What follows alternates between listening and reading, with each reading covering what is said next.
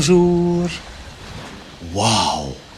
La nature nous donne tout un spectacle et c'est gratuit.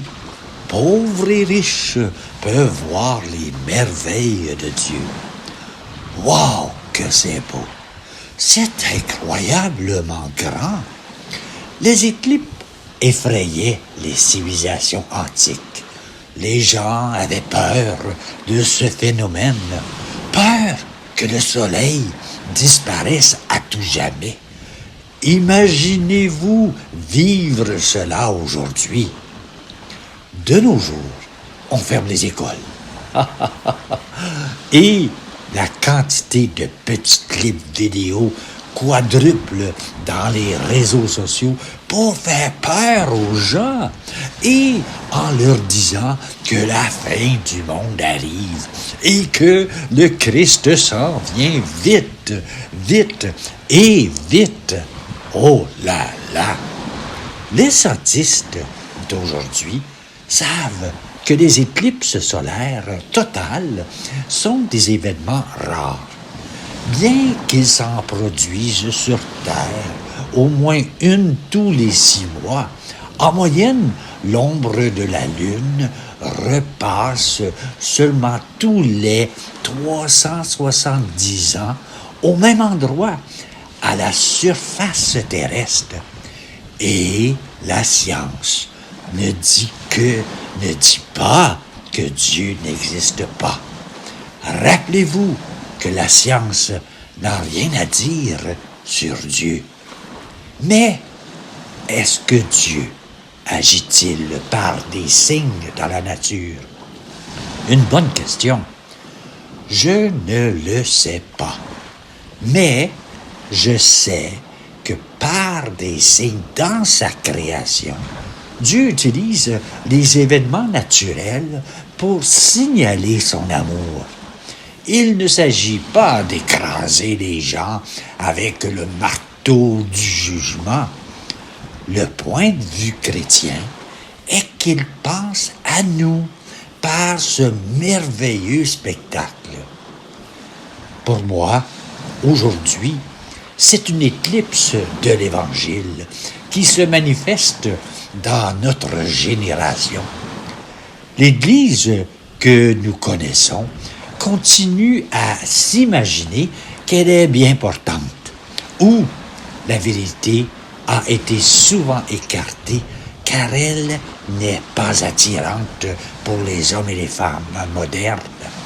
Elle fait plutôt fuir les gens. La vérité des évangiles disparaissent comme le soleil. La force de vie qui devrait habiter le peuple de Dieu, le monde, s'évanouit et l'impact de l'Évangile perd de son effet. C'est la noirceur, comme ce fut le cas au temps de Jésus et dans beaucoup d'autres périodes de l'histoire de l'humanité où on quitte Dieu.